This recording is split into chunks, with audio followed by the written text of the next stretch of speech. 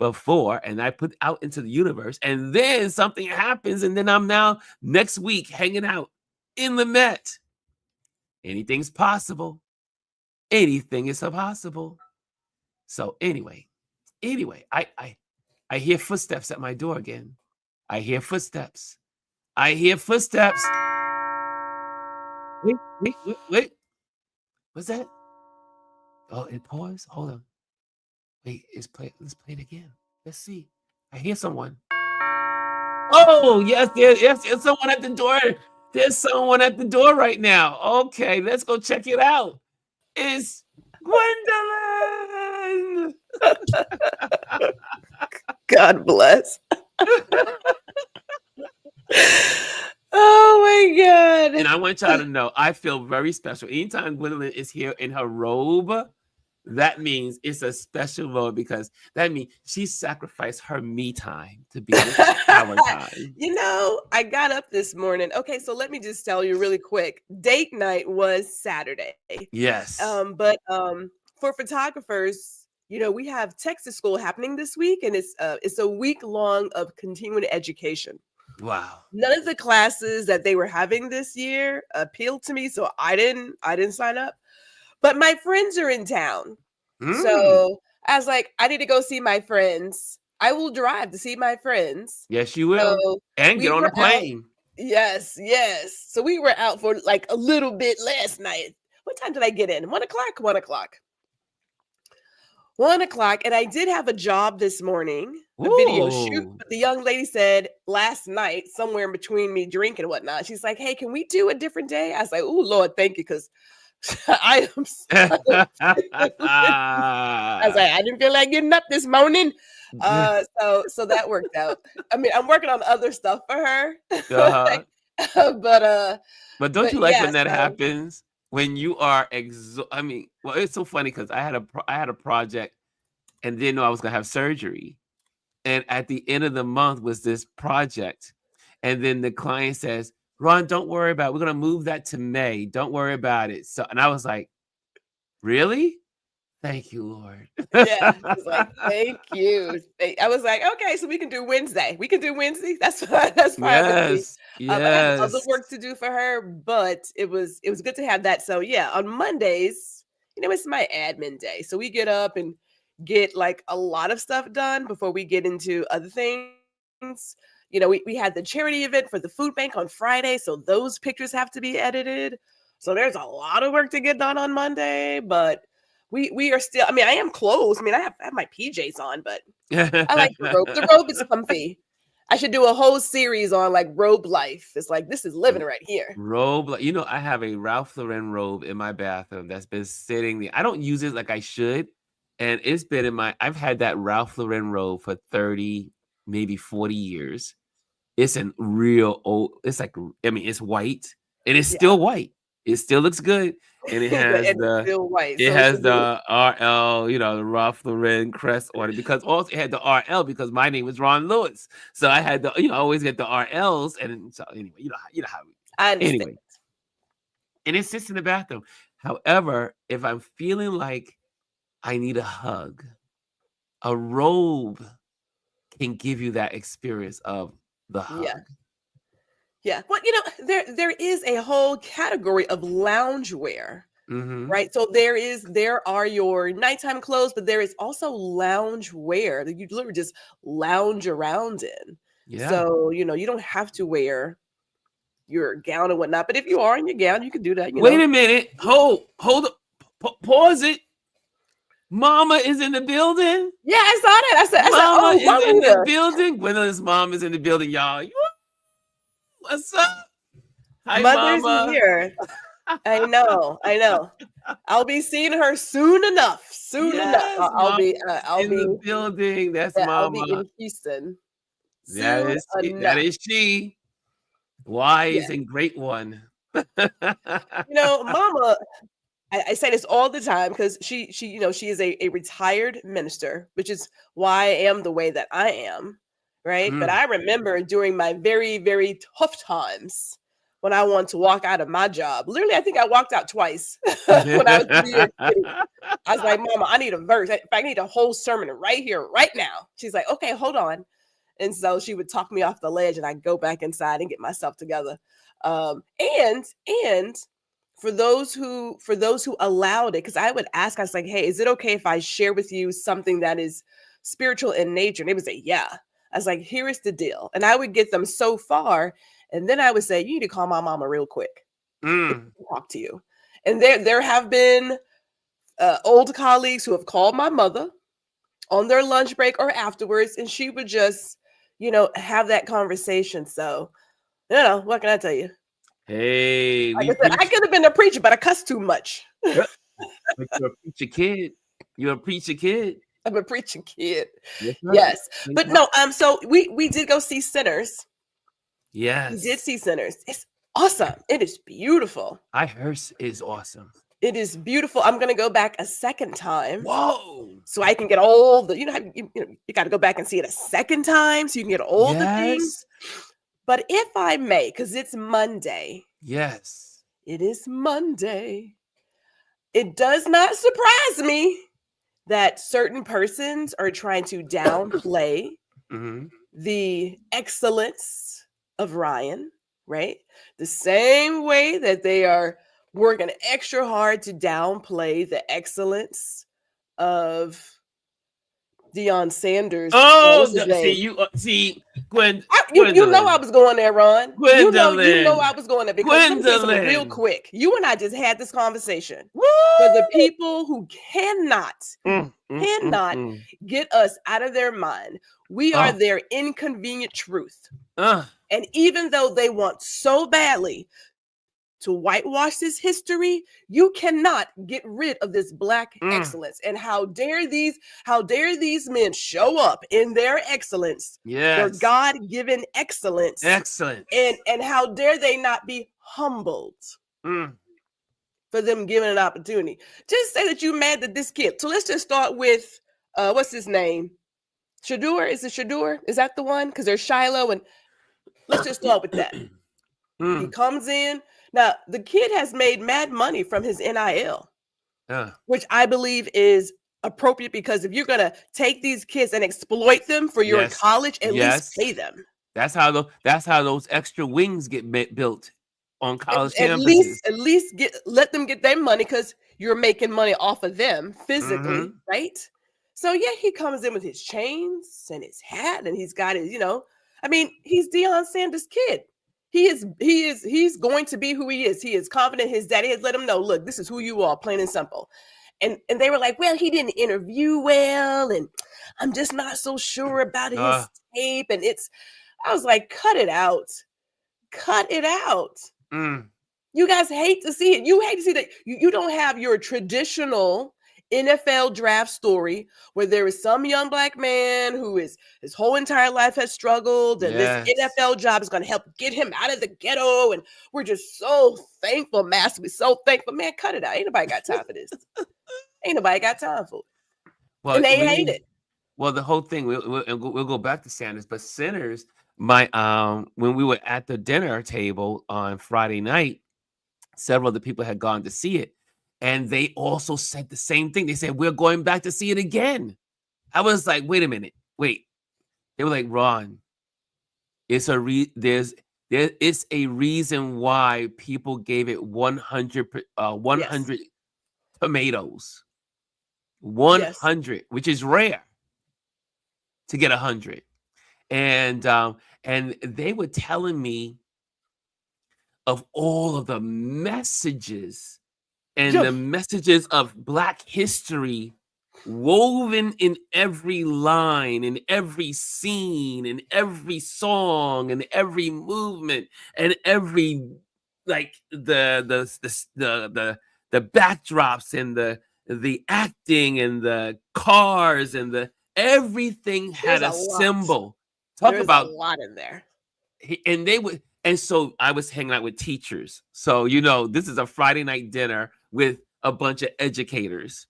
Lord have mercy. They were in. They were They were like, and Ron, it was this. And you remember Langston Hughes and remember this person and remember they were going through all of these amazing Black writers and authors and civil rights leaders and different periods of time and lynchings, and they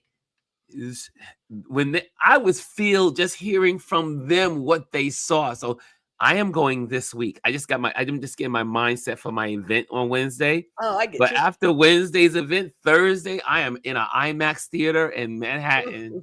I'm going to the biggest one we have. They said you have to see it on IMAX. So all my friends are like, don't see it on a regular screen. Go to an IMAX theater. So anyway, I just had to throw that in this because Alieze says she's going to see it again as well. Yeah, and it's not scary. I jumped a time or two. Yes. Right? Because it does do that, but it's not. But if you I don't know how to, because of all the messages in there. Yeah. There is so much to be discussed. I will let you see it first, and then we can always come back. But also, I saw the interview last night. Who interviewed him? It was an interview on one of these networks, and they were saying that they were praising him because he was able to, after 25 years, have the rights to his film. His work, Ron. First of all, there is so many topics that can come from just this one movie and everything around it, right? Everything around it. And his deal is, in my opinion, legendary.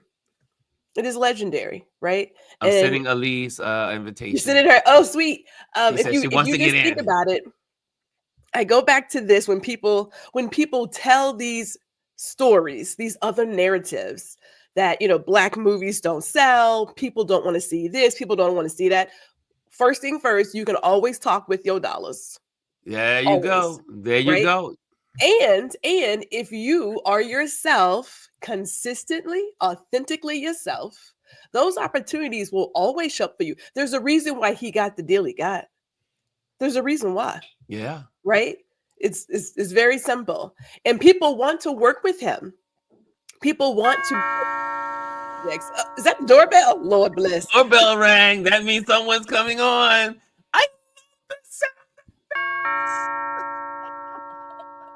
I'm not gonna. What's up, Jazzy? What's up, Jazzy? That scared me. I just turned and looked at something. And I was like, oh. Jazzy said, "Wait a minute, that's my door." He's like, "Wait." How's everyone? Go ahead, Gwendolyn. No. I was just saying that when you are true to yourself, yes, and you stick to that. You and I talk about it in regards to photography. Sorry to do this to you again, Gwendolyn. Sorry to do it again. Wait for it. Oh, sorry. There we go. There's someone else at the door. I hear them coming. Oh, Lord of mercy. Oh, my God. Alieze. I know. Go ahead, Gwen. I'm sorry. No more door, folks. So in regards to like knowing your worth, all right, yes. there will be times where you have to walk away, and so many of us feel as if I will never get the chance. Yes. So I take the very first door that opens versus saying, I don't believe this is the best deal I can get, or this probably won't serve me. I'm going to say no and walk away. Right. And so it's a change of mindset that he knows exactly what he's worth. He understood the product that he puts out on a consistent basis, and he went for it. So for those who are creatives, you got to get to a place of, this isn't the last time that something may cross my path. This one is not the right one. Let that train go. Listen, I love what Lisa says right here. She says, right How dare he come to the draft not needing to escape poverty? He is a strong, confident, talented Black man, and they can't stand it. Don Lemon went off this morning. He was, I mean, I can't wait to see his Substack. He was reading from his Substack, and because it was trending they say all day yesterday, all online of this bias. Because when you got the Manning family, it's all beautiful, it's elite. It's supposed to be celebrated because why? Just put the pictures next to each other. One is brown and the other is white. But Black kids, Black young folks is if you we know this for the fact it's always been the case. Always. For instance, you go into the office with your boss that's not enlightened, and an incident happened on the floor where you worked or in the office building, and you have a conversation with your boss, and they go, "Oh, stay calm. Don't get loud. Oh, be calm. What? You're getting emotional." And we're just talking. I always go like this. You haven't seen me get emotional. This is my talking voice. You have not seen me get emotional. You have not seen me angry. I ain't going to ever give you that opportunity. But if you happen to get it, you'll know when it's happening. But how many times do Black people always calm down? And we're not even screaming, we're not yelling, we're not doing any of that stuff. We're just having a conversation. We're pointing out something that is an injustice or something that was done wrong or unfair. Anyway, ladies are in the building. What's up, Alieze? What's up, Jazzy? Soul sisters. I have. Oh, go ahead. Yeah, no, I said hello. Oh, hi. The whole Shador thing, I think it's crazy to me, right? Because what I really see happen, or what I really saw happen in that situation, was a lot of people were thinking it was about Shador, and it had nothing to do with Shador or Shiloh. What it really was about was Deion. And what they're trying to do is humble specifically Deion. And they were the byproducts of trying to humble Deion, right? Because what a lot of people were saying in the background, allegedly, whatever, is that they didn't necessarily want Shador because of how they thought Deion was going to overpower what they were trying to do. So for me, I'm like, it's ridiculous what they did. It really was, because to me, they just showed their hand and really showed out and made it about Shador and made it. And honestly, I kind of feel bad about the people that were in the draft, right? Because now this draft turned all into Shador. There were plenty of people that had their dreams kind of overlooked because of all the madness that they caused with this. Yes. And did they need to humble Deion? No, they didn't. No. Deion has always been flashy. That is his personality. But that's why they wanted him also back in the day. Well, exactly. I think that's what, maybe because I've been and I've seen him. He used to play for Washington, right? And when he was here, that was actually an issue with him, right? In the problem. So I think a lot of times when I'm looking at it right now, I'm just like, they're trying to make sure that his sons aren't that way. But the reality is they showed up as themselves. They weren't, to me, like when people were like, they were overconfident, they were overdoing it, I'm like, Shador was flashy, yeah, but at the same time, if you listen to his interviews, he was very, honestly, I hate the word humble because I don't like that. Like, I feel like you be yourself. He just knew his worth, right? So standing in it and knowing your worth and understanding who you are, I think that made it so they could latch on to that narrative. And I just don't like how they latched onto that narrative and just kept it moving and made it all about him, when really what they're trying to say is it wasn't really him. It was his dad that they were trying to humble, which I think is ridiculous. It was ridiculous. But my whole thing is, for me, I'm like, Shiloh, Shador, show out, show that they tried to humble you and keep it moving, because they know their worth and they're going to do well in the league. I just thought the whole thing was ridiculous. And the NFL social media team was definitely playing games, because some of the stuff they were posting over the weekend, I was like, okay, now you're kind of driving this circus around this, and it's ridiculous. It just became ridiculous. So I don't know. I thought it was silly. So I think the NFL saw it as an opportunity for publicity. Yes. They were just playing, you know, I mean, the thing is in the world is any publicity is good publicity. Well, that's what the orange man used to say all the time, the orange crayon. Yeah. And they definitely were trying to humble their father. Yes. I told my husband, I said, this is about their dad. This is not about them. And so, but their father always, you know, when you look at Deion's comments, it's like, and I even had this discussion with my daughter about young men who went to Morehouse. When you see their confidence, you call it arrogance or conceit. When all it is confidence and belief in themselves, and knowing who they are and what they're capable of doing. That's all it is. But it's okay for other people to come out and be confident like that, as long as it. But when you come out and that's who you are, they kind of label you that way. We do it within our own people. Like we will do that. Like, oh, they're so arrogant. No, they're confident. They believe in themselves. And so that's where you have to be careful. And I think that's what happened to them. And you have a lot of people now saying, look, don't go and buy their stuff on the NFL. Just go to their website and buy their stuff. And don't buy it from the NFL business side. So, you know, I came on here because y'all were talking about sinners too.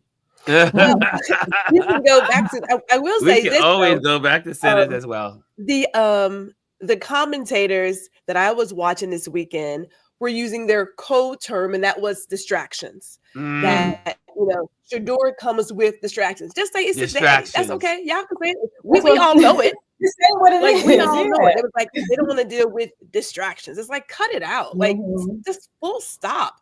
But the prank phone call. Yeah. That. And I thought to myself, this is why I tell Ron what I tell Ron. There are people who absolutely want so badly to be Black. They want all this rhythm. They don't want the blues. You want to be cute. You want to be able to dance on rhythm and keep beat. You want to be able to season your food and not put raisins in your potato salad. You want that so bad, but you don't want to deal with what comes with that. Yes. Right? The fact that you have this kid who just happened to get his daddy's iPad and make a prank phone call because you're jealous. Own it. You can own that you're jealous. It's okay. It's going to be all right. It's going to be all right. But just own that. Because if anybody, like there was one place that said this 21-year-old kid, 21 is not a kid. No, it's not. No. How you want to tell the story? Oh, it was just a prank call. It's not that serious. See, you want someone to humble, embarrass, and put this kid in his place. Yes. Because that's how jealous you are. How simple, mediocre. Pick any other words. Pick any of them. Just own it though. But, I mean, like it's 2025. We have a felon as the president. Y'all can go ahead and say it. I mean, we've heard worse. You're absolutely right. Those damn raisins. Yeah, those raisins are something else. But you know, I want to talk about what Gwendolyn said that about them saying a distraction. They created this distraction this weekend. The people who were doing it. Yes. They created the NFL teams did that. They created the distraction. It wasn't about, he wasn't creating anything. He was just doing what everybody else was doing. He was waiting to see if he got called. I think what they're saying is he was creating a distraction. He would create a distraction for the teams. But the thing is too, like, again, all this started circulating. A lot of people don't realize this. They're retiring his number, Shador's number, and Travis Hunter's number at Colorado State. I think it is. I don't remember what school, whatever school they came from. I honestly don't like watching college football because there's too many different divisions. So for me, I'm an NFL girly. I don't like college football. I'm just like, but they're retiring his number. And a lot of conversations started because of the fact that they were like, I understand why they're retiring Travis Hunter's number. Mm-hmm. But when it came to Shador, they were kind of like, he doesn't deserve it. Right. So this is where this narrative started. And it's kind of caused this ripple effect of like, now he's interviewing bad and now he's doing. So it just, to me, they made up all, and like Don Lemon said, sorry, that he says, no, you're good. And that's what they say. That doesn't mean it happened. Right. And that's the thing. And I think that a lot of times where it's like, just like there was, I don't remember what commentator on ESPN came out and said, they were just like, for the person that said that he is a bad interviewer, right? You did this as an anonymous quote, come out and say it with your whole chest. Right. And I appreciated that because I was like, at a certain point, own it, stand in it, stand 10 toes down in it. The team that he got drafted to, they been needed a quarterback. That's like he should have went to that team in the first round. I kind of understand why they waited, because in a way it's like, all right, well, if I can get some of these other players, because I know now there's this narrative around this guy, sure. But at the end of the day, I'm just like, all of this just shows that we, to me, as people, are easily manipulated too. Because this too. So for me, all weekend, I'm looking at it, I'm just like, okay, I see what you're saying, but at the same time, I understand why you're saying this. I understand what you're doing. You're causing a distraction, and you're making and spinning this publicity, and we always latch on to this stuff, and we're like, I'm just like, just shut up. Everybody be quiet. Sit in it. I'm gonna definitely share this because here's something that Don was saying this morning. I thought I think he summed it up so well, and it was really. We'll take it from the other side of the video. Hold on a second. Here we go. Because he did such a good job. I was like, boom, boom, boom. Anyway, here we go. Let me get my little cursor over there. Here we go. Now we go. So they took a question about it at that unusual early White House briefing where they're trying to, here's what they're doing. I think they're trying to get ahead of the story earlier now. Maybe you can expect the White House briefing to happen earlier. Do you know what I'm saying? They're trying to get into and change the narrative of the whole day's news cycle. They're trying to own all of it. They're like, oh, just can't have Fox and Friends do it. We got to get ahead of it and then get our shit out there so that we can change the headlines. Okay, so let me just read to you what I wrote this morning. Okay, and then it'll tell you, this is from the Substack. Okay, let's go, Andy. Let's talk about it. So the rules change when it's your son. Shador Sanders, double standard, and the story America keeps telling. I should say keeps telling itself, or telling on itself. I might have to change that. Excuse me. Okay, so some folks have heard about it, some folks haven't. Like our Nikki's like, my algorithm is all immigration. And I was like, mine was mixed. Mine was about this. Okay, so this is how I start. I say, if you're a sports fan, you already know the headlines. But if you're not, or even if you only caught the surface, you might have missed the deeper story unfolding here. Either way, I want you to take a few minutes and I want you to read this. And I want you guys watching to take a few minutes and I want you to absorb this. And I really want to know in the comments what you think. You may say, Don, what you're writing is unfair. I don't think it's fair. Okay, great. I like that. Either way, take a few moments and read this, because while on the surface, it may look like a sports story, it's really a story about America and perception versus reality. And in America, especially for Black men, perception often becomes reality, a harsher, heavier reality where the benefit of the doubt is a luxury you rarely receive. Now, you guys know I'm going to tell you like it is. So this photograph I have there is on purpose, because this is a Sanders brothers, the Sanders family. And then below is a Manning family. And I thought it was a good comparison. Some folks may say it's not apples to apples, but thank you, Ursula Harvey. I think it was on point too. But this is to make you think.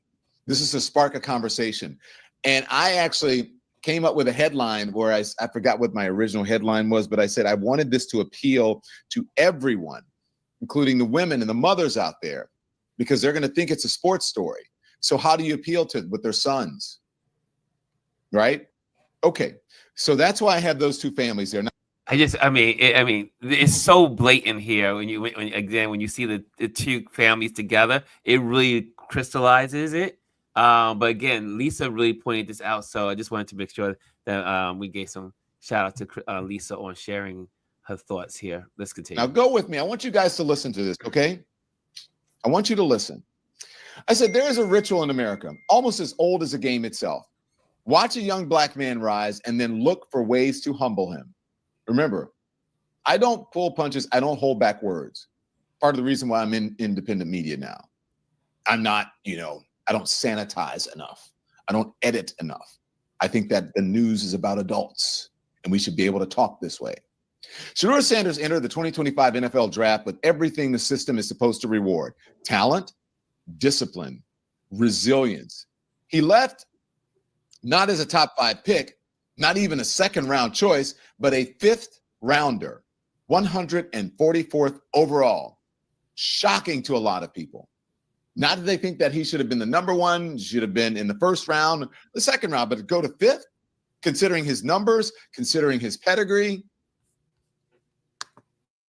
That would be a different story if, I believe, regardless of how he acted in the interviews, they said, oh, he didn't take the interviews seriously, but that's reportedly. I don't know if that's real or not, because I know that a lot of things that are reported about me are fake or false, all lies, but people believe it because it's written.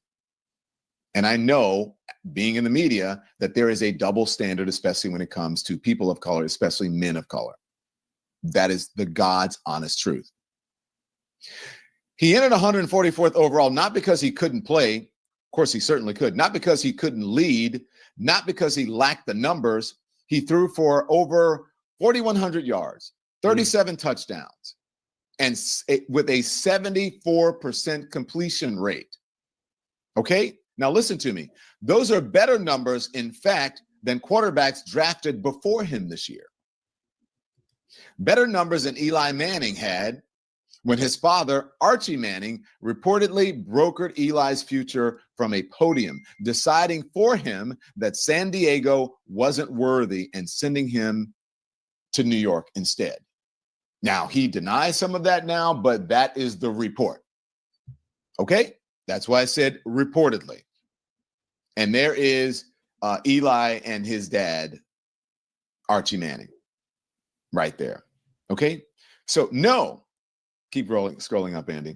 Shador Sanders fell because of something else, something quieter, something older, something far more familiar.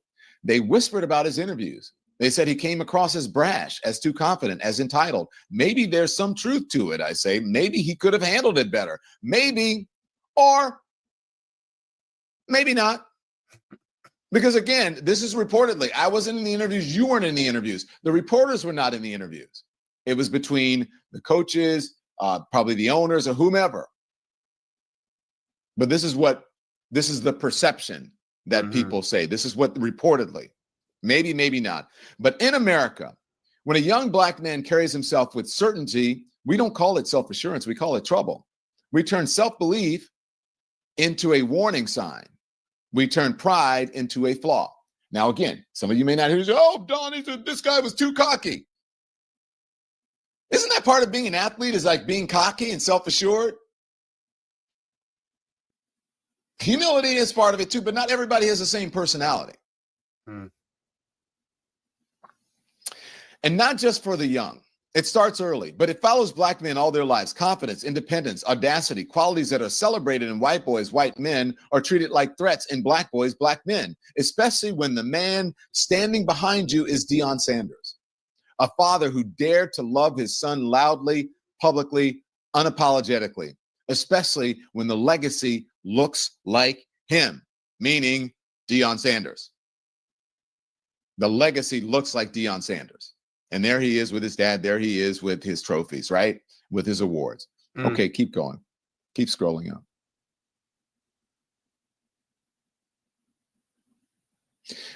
We saw it before, didn't we? When Archie Manning fought for Eli, it was legacy. When Deion Sanders stands up for Shador, it's ego. When young white quarterbacks exude swagger, it's charisma. When young black quarterbacks exude the same, it's arrogance. And I give examples. I like to have receipts. It's the same playbook, the same story, the same lie, and it's not new. For example, Cam Newton celebrated touchdowns and was called a showboat. Baker Mayfield celebrated and it was called passion. Lamar Jackson was told maybe he should switch positions. Josh Allen was told he just needed more coaching. Again, go look it up yourself. And I fact-checked all of this. Justin Fields had his work ethic questioned without cause. Mac Jones had his faults glossed over. The double standard has always been there, and every time a black quarterback stands tall, the system looks for a reason to sit him back down. And I'll leave it there, and you guys can read the rest on his Substack. But he breaks it down. It's clear. I love good writing. Yeah. I just love when someone lays it down and you actually follow it. And again, but that's our society. This is when you say, everyone always say, this is not America. It is America. This is who we are. And the sooner we accept it, we can heal from it and become better at what we are as a country. But again, you guys can look at the rest of it. Thank you, Ms. Alieze.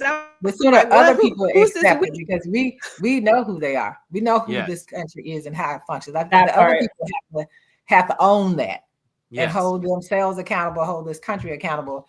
Until that happens, we'll have these issues, right? Yes. And I know Gwendolyn mentioned, just because you don't go in the first round doesn't mean that you're not going to be successful. Jazzy mentioned what my husband and I were talking about. Tom Brady didn't get drafted into the 6th round. He was 199 out of 200. And so that has nothing to do with position. Like, this doesn't have anything to do with success. And I go back to what Jazzy said about how Cleveland drafted him. I think Cleveland was in it too. They did it. They could have and should have drafted him earlier, but they made him hold out there and do that. But that's as Donald Glover said, this is America. Yeah, this is America. This is what we know. This is America. This is who we are as a country. Gwendolyn says, go ahead. Gwendolyn says, and college football is nothing like the NFL. You know, it's interesting. I have friends that do not like the NFL, but they love college. Okay. They go to all the college games. They get on the road. They do the parking lot stuff. They do everything. Just love it. They love it. But they do not. I have some friends that do not like the NFL. They love college football way better than they love or like NFL. Well, football, it feels as if they allow you to run up the score. It's like 112 versus 110. It's like, in the real world, if you were playing some serious defense and offense, you wouldn't have that. Right. And we see these college kids, and I'm gonna pick on Tim Tebow really quick because he was whack and still is. But he was that one. He was that great white hype because he was a Christian boy, believed in abstinence, all of that, right? But if you just watch his tape, it's like he's not gonna make it because you can't pass the ball to yourself, run it, and score touchdowns. That don't work. It don't work. And even when he failed the first time, somebody, I'm not going to say, gave him a second chance, once as a tight end, and he couldn't do that. Okay? You know what? This is not about that. We are not going to do a sports thing this Monday. Miss Alieze said she want to talk about sinners. So, I'm going to say this one more thing about the NFL. Yes. Let's not forget, many of these owners are the same one that did what they did to Colin Kaepernick. These are the same people. Yeah. And the same ones that voted for Trump. But we can't forget that part. Same people. And when you look at the history, because they had a whole thing in the paper about the history of NFL and how they treated Black people, how at one point they put them all out of the league and then they were bringing them back and all. It was all crazy. But we can't forget the history of these organizations. That's just who they are. That's how they have been over and over again. So that's why I want to say about that. Speak it. Go ahead, Jazzy. To that point, and to us in our response, like for me, I will just say we as a collective have to stop feeding into it, because it's not about what we think about it. It's about how they portray us. Right. And so for me, I'm just like, we already know that they are going to spin these narratives the way that they're going to spin them. We know what the media does. They manipulate. Yes. But my whole thing is don't share the manipulation of what they are trying to do. Talk about how great he is, sure, but like sharing within the manipulation of it all, I think sometimes like keeps the narrative going and allows them to keep doing it. I'm like, okay, we're not playing that game. I already know your worth, right? You know what I'm saying? Like, and the moment we keep like driving it is what keeps the conversation going. And they like that. Yeah. They understand that that's what we're going to do. Right. So for me, I'm just like, nah, just like everybody said, he'll be fine. He's going to be a great player and he's going to do what he needs to do. I'm going to jump off because I have to get on a meeting, but it was great having you, Jazzy. Bye. And I'll go see Sinners, I guess, because it's not supposed to be scary. It's not really. I don't like scary movies. They said it's not scary. It's not a couple scary. Of jump moments, but not scary. If I go and I get scared, I'm gonna email all y'all and say, see what y'all made me do. Look, Jazzy, you know I drive to meet you at the theater, girl. That's right. You guys are neighbors. I get scared very easily, but all right, bye. Bye. Take. You have to have Alieze go with you. A second, you go for your face. So on the center side. Yeah. Okay. Go ahead, Alieze. I want to go back to where you were talking about Ryan's deal. I love the interview where the woman talks to him about the deal. And Ryan informs her, this is not the first time. It's not the first time. Yes, right. He said this is not the first time any of this has been done. It's been done before. Yes. It's not the first time. Yes. And he said, I've done all of these projects that will forever be owned by someone else. Yes. This one is special to me. So I want to make sure that I would own it. But this type of deal has been done by not just this studio. He as a director and writer. And so she said, why do you think that happened? He said, I have my ideas. She said, what? He said, he just started chuckling. I'm just not going to talk about it. And she knew what he was saying, but she knew, and we all know. Because we all it's been done before. Why are you making it such a big deal? Why are you making it? He corrected in that same interviewer. Yes. And she was talking about the Black Panther and how successful it was, and him as a Black director. He said, wait a minute, about the movie. He said, wait. It was the most successful movie, period, when it came out. Yes. It had nothing to do with Blackness. Yes. It was amongst all movies. It wasn't separated out. So I like the fact that when he's talking, when he's in these interviews, he doesn't allow them to control the narrative. He actually subtly states the facts about the reality. It's only Black because you said it was Black. I made a movie. Black Panther wasn't a Black movie. It was a Marvel movie. And the movie made money, right? Yes. As compared to everybody else's movie. It had nothing to do with him as a Black director being successful. It was a successful movie, period. And I like his responses when he do that. When he talks like that. Because when you listen to him and his responses, he's very calm in his responses, but he makes it clear that race is in there.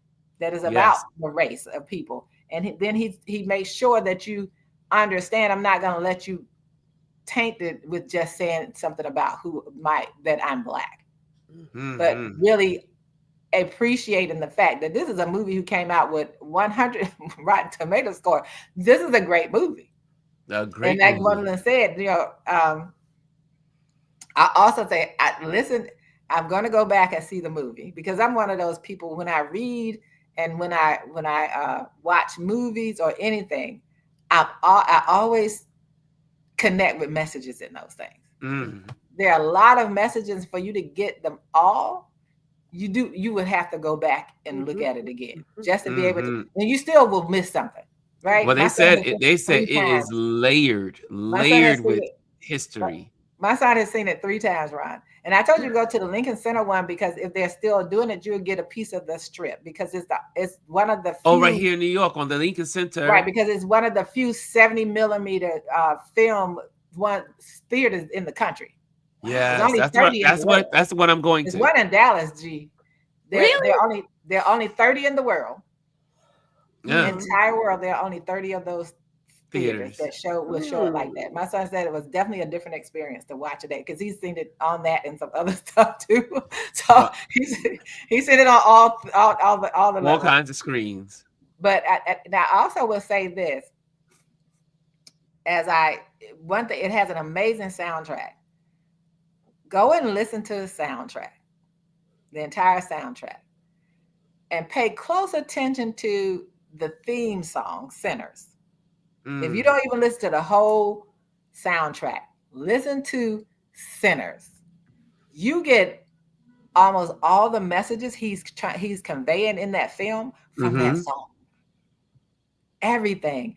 And someone asked me, I went to Esteban's thing on Friday, the art exhibit, right?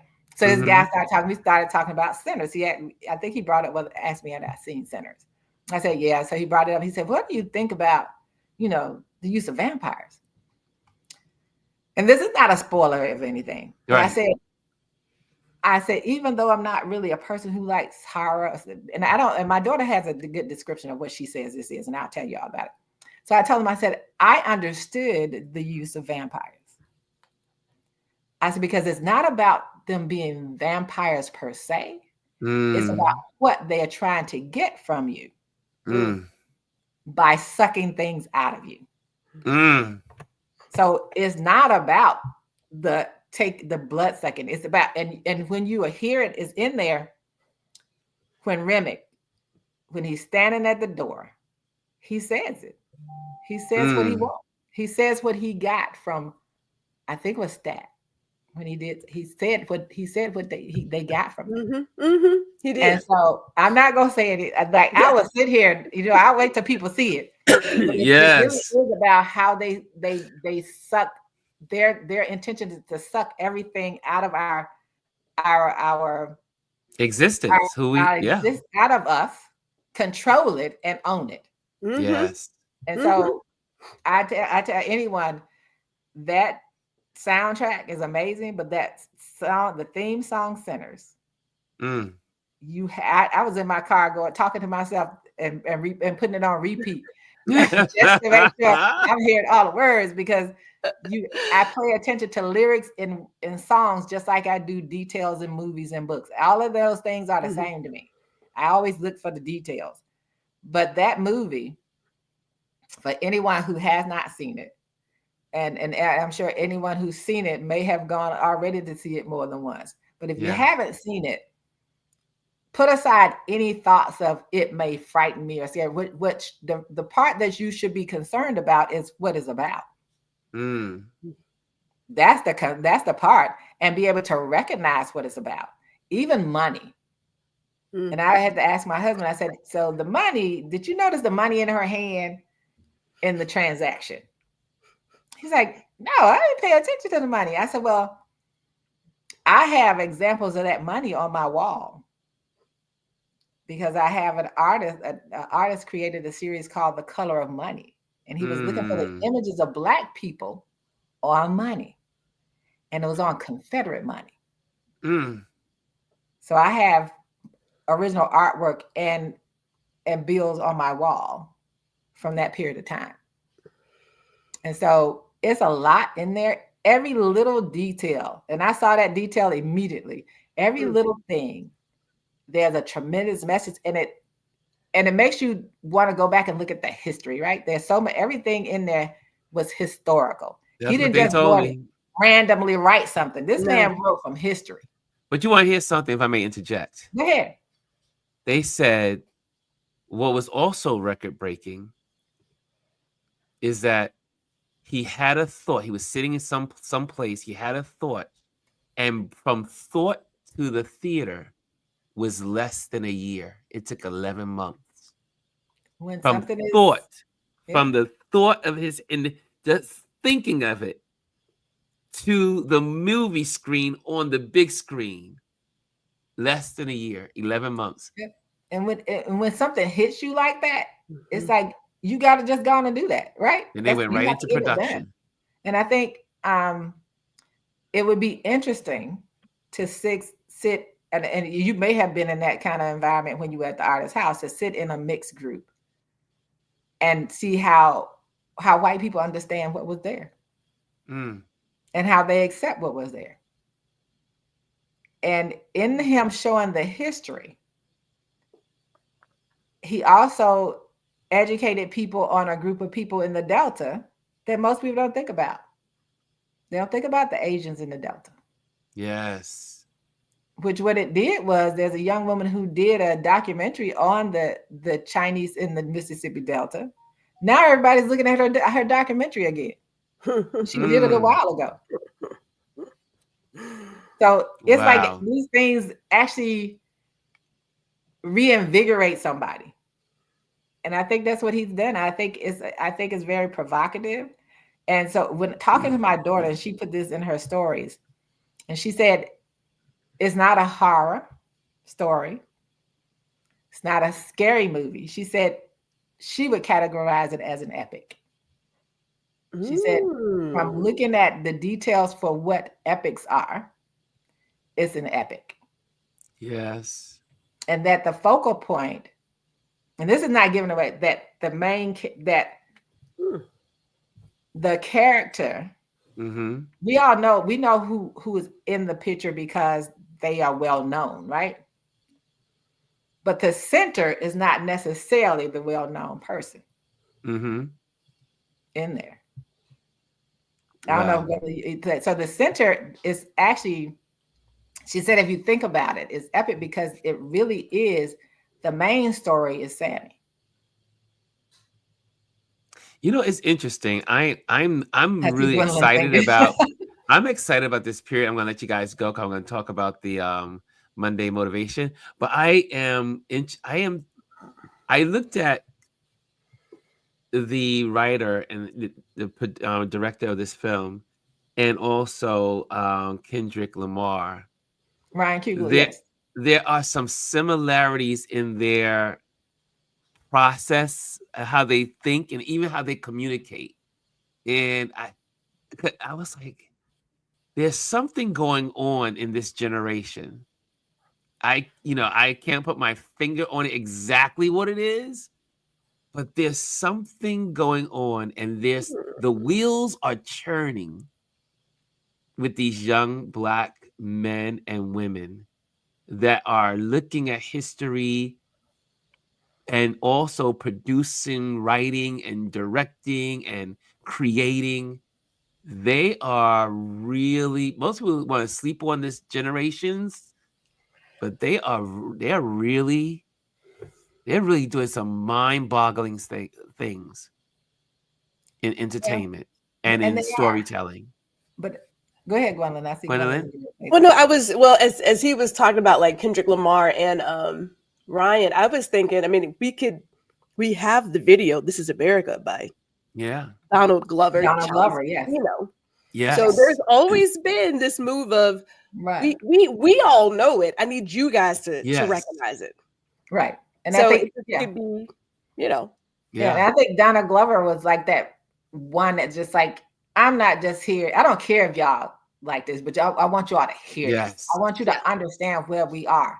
And when he did that video, what America really is, right? Yes. And I think, we have to understand that's why the two things that regimes like the one in office come for is education and the arts. There's a real reason, because the arts are where life unfolds, where the artists tell the story. Kendrick Lamar, and they both from California, by the way, and they both have stutters. That's a different thing. Yeah, I said they're very similar people. I mean, come from different background, but similar. But I think that we have to. They are saying, what I think the message is coming from them is, we're going to tell the stories. We're going to let people know, and not worry about it, and people will hear it.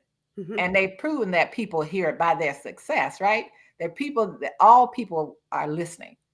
And so with them, they're tired of people just entertaining just to entertain and make money.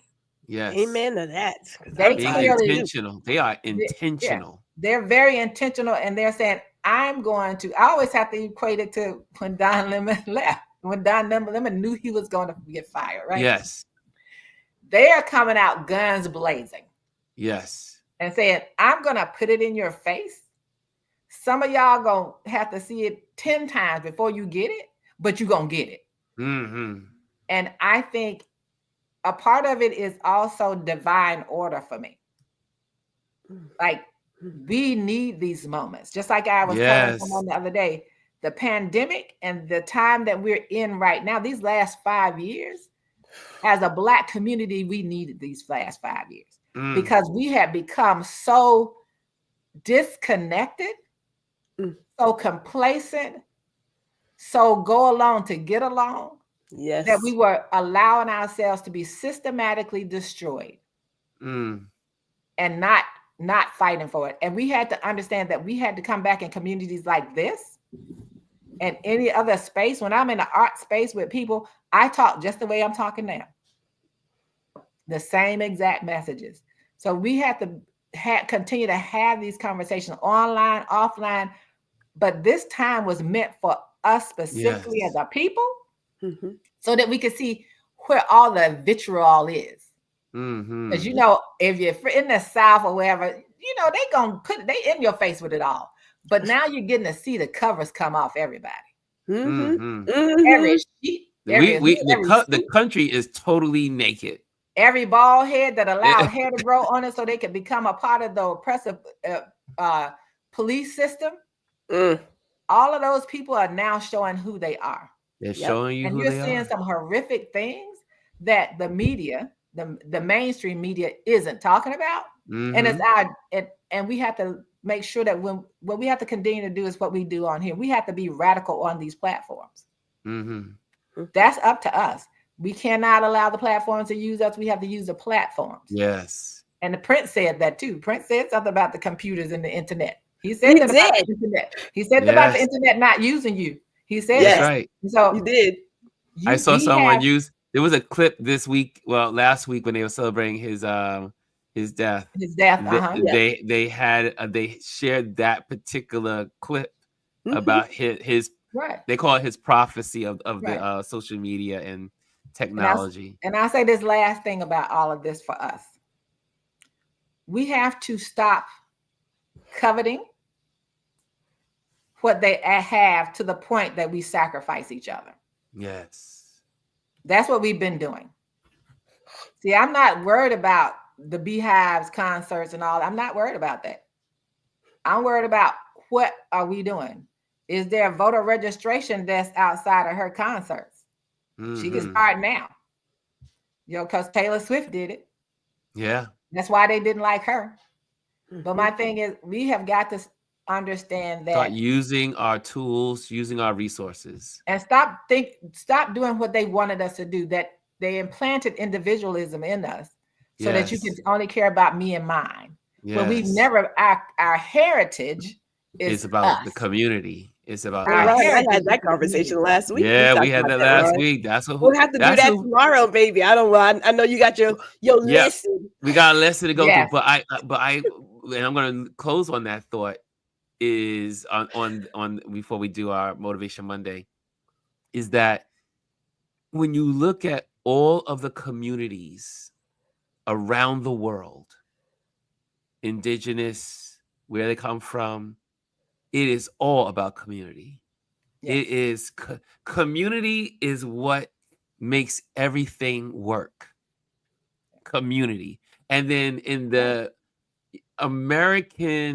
somehow in this American thing of this churning, whoever the programmers are, they may call thing a thing. Well, I'm just saying whoever the individual, I don't know the names of the individuals, but someone sat around the table. We know white people did it, but sitting around the table, someone said, let's make it and paint it communism and make it an evil thing. Like, let's make community an evil thing. You know what I'm saying? Caring like for taking each care other. of your brother, Right. taking care of your fellow human. That became, it was made intentionally in our country to be a bad thing, where you have people to this day, oh, that's communist, or I don't want that European system because it's too, it's communist. Until you tell them the truth, right? Right. The reason we don't have universal health care is because they said Black people will be insured. Yes. You have to tell them the truth. It has nothing to do with communism. It has to do with you don't want to take care of people. And, but it's also taking care of people is evil for them. Yeah, but I do believe also, Alieze, is more than just the Black people. I mean, think about, it is. You have to admit that, Ron, I'm going to stop you. I admit that it is Black. We're going to stop because it started with them specifically saying out of their mouths that they didn't want Black people to be insured. So it started with them.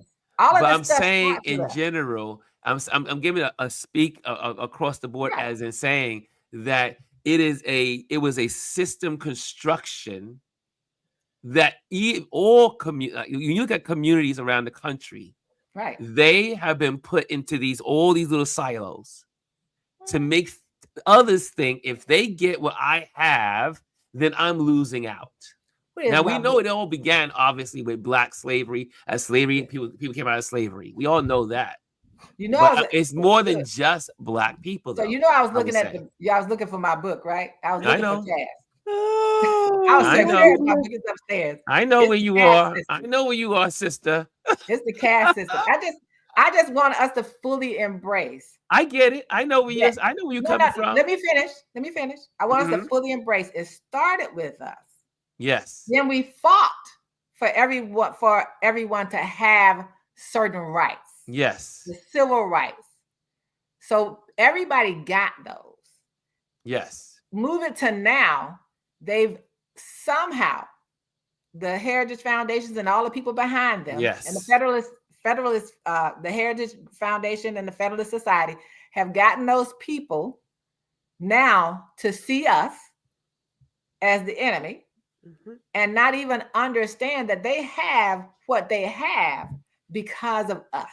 Yes. Because we can never say that we have to always understand that the foundation of it is our caste society, which was built on racism. And I'm not even talking about just slavery, just race and racism, because that creates a schism within the body.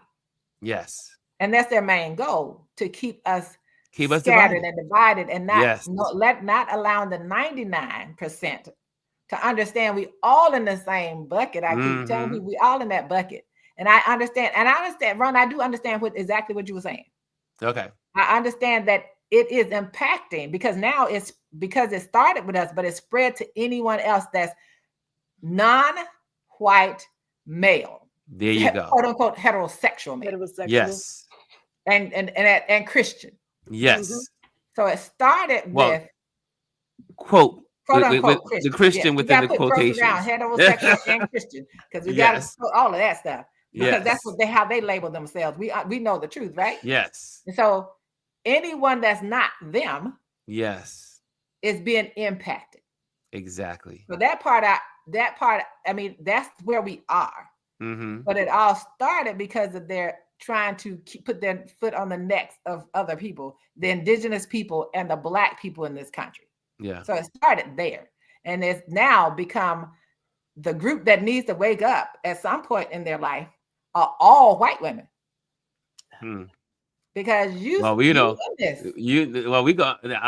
trying to keep it moving so I can get these folks up. But I know. We could continue this on Wednesday, but this is, I mean, it's such a deep conversation, and we will always continually be on it. Because there's so many aspects to it. But yeah, I am agreeing. I'm agreeing with you 100%. And look, the other thing I want to say before we leave is pray for that man over there in Bikini Faso. Keep him protected. You try. No, I'm not going to start anything. Alieze, I just want to end it right there. You know how my brain is. You know that I've already been on this.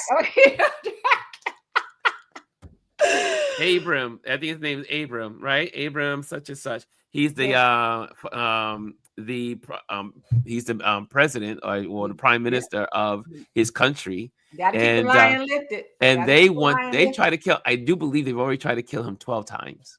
So then they had that. But we ain't going down there. I'm not gonna do that. We can't. I'm not we can't. But I stopped myself. But you know how we are. We all you know how Alieze. Now you know we get together and we talk. All skin folks that are kin folks, and that black man with that uniform speaking clear English need to be quiet. That's all I'm gonna say. Man, I'm sorry, Ron. You ain't no need to apologize. You know what's good? This is what I like about a community is that this is what you do in communities. Like when people used to gather in the marketplace or at the church or hang. I remember the old dudes at the Baptist church when I was a kid. They would be going at it. They'd be like, "What?" But they would be talking truth because if you're reading stuff, if you're learning, you can't wait to share it and spar and become more. The more you talk about a subject, but you are right. That one in Africa because he is the youngest. Free education. He's the youngest leader of a country in Africa, but the rest of the leaders are being led by him. And I'll leave it at that. Continuation. And Africa is the youngest continent too, as far as people. Yes. The age they have the youngest group. Yes, the largest population.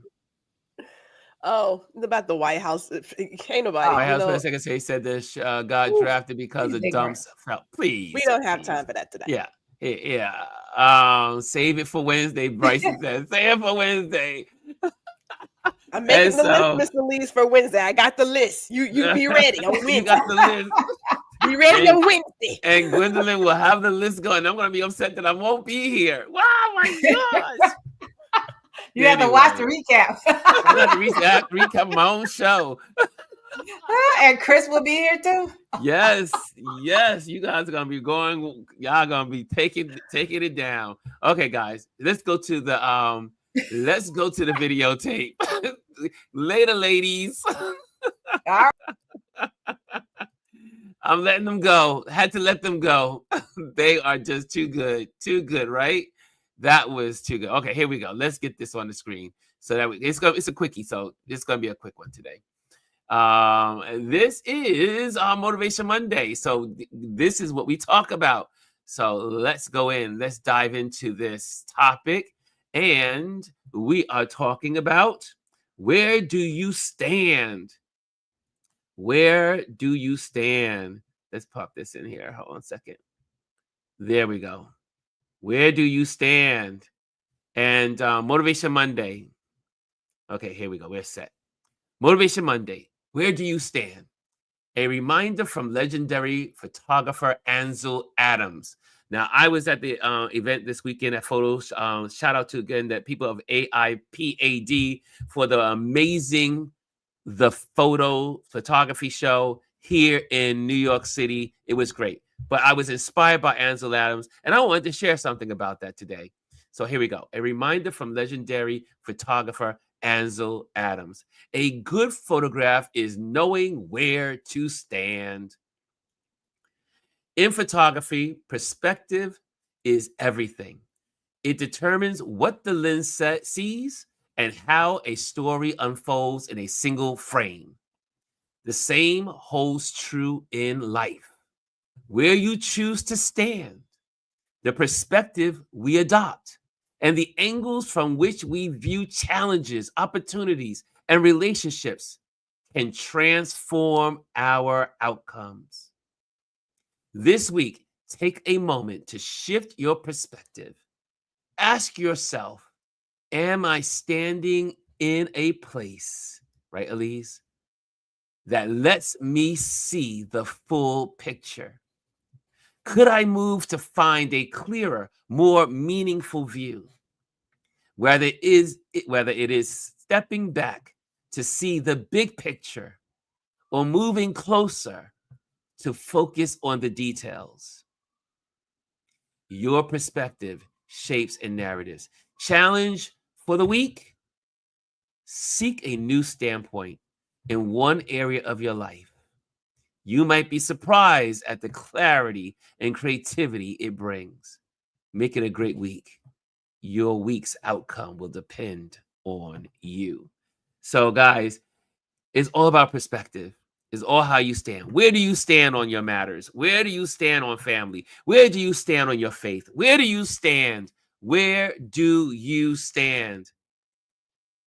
And don't be afraid to change your perspective. I love that about Ansel Adams. I love that about photographers. We can change what you see by changing our perspective. Okay, guys, have a great week. I hope you enjoyed this conversation. Thank you, Alieze. Thank you, Jazzy. Thank you, the great Gwendolyn. We had a great time, as always. So I'll see you guys tomorrow. Our Tip Tuesday, we'll be doing some smart tips for our smartphones. And I think we have it. Make sure you hit the likes. Make sure you hit put in the comments if you enjoyed this. Put it into the comments what you enjoyed about the show. Put it in the comments. Let us know. I see y'all. Y'all gonna have a good time on Wednesday. I can tell. We don't need that, Ron. Y'all gonna have a great time on Wednesday. I can't wait to hear about it. Amy says, great conversation.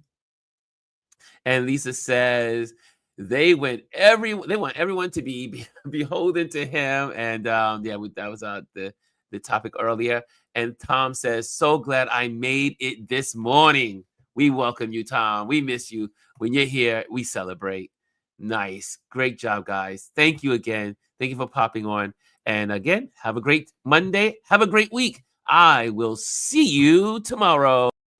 Hello, and thank you for joining us today. Make sure you hit the like, the subscribe, and leave a comment on this video. I would love to hear from you. Thank you again. Until I see you next time.